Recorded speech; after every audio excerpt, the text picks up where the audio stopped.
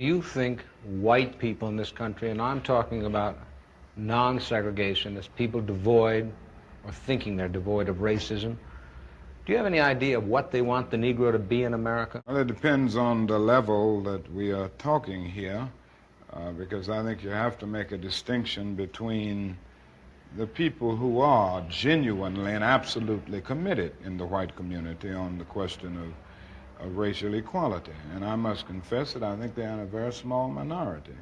I think the vast majority of white Americans will go but so far. It's a kind of installment plan for equality, and they are always looking for an excuse to go but so far. Why are they looking for the excuse? What is it about the Negro? I mean, every other group that came as an immigrant somehow, not easily, but somehow got around it. Is it just the fact that Negroes are black? That's a part of it, and that grows out of something else. You can't thingify anything without depersonalizing that something. If you use something as a means to an end, at that moment you make it a thing and you depersonalize it. The fact is that the Negro was a slave in this country for 244 years. The Negro was brought here in chains, treated in very inhuman fashion, and this led to the thingification of the Negro. So he was not looked upon as a person.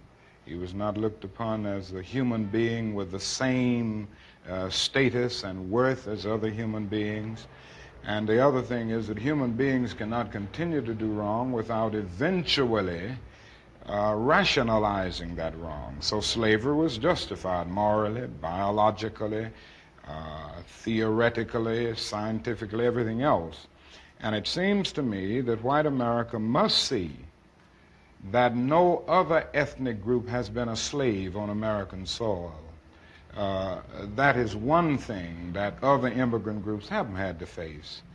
The other thing is that the color became a stigma. American society made the Negro's color a stigma, and that can never be overlooked. The other thing is that America freed the slaves in 1863 through the Emancipation Proclamation of Abraham Lincoln, but gave the slaves no land or nothing in reality, and as a matter of fact, to get started on. At the same time, America was giving away millions of acres of land in the West and the Midwest, which meant that there was a willingness to give the white peasants from Europe an economic base.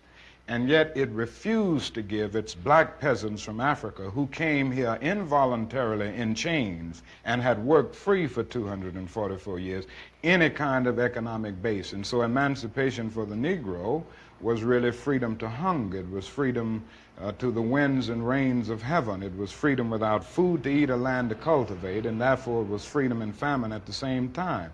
And when white Americans tell the Negro to lift himself by his own bootstraps, they don't look over the legacy of slavery and segregation. I believe we ought to do all we can and seek to lift ourselves by our own bootstraps, but it's a cruel jest to say to a bootless man that he ought to lift himself by his own bootstraps. And many Negroes, by the thousands and millions, have been left bootless as a result of all of these years of oppression and as a result of a society that deliberately made his color a stigma and something worthless and degrading.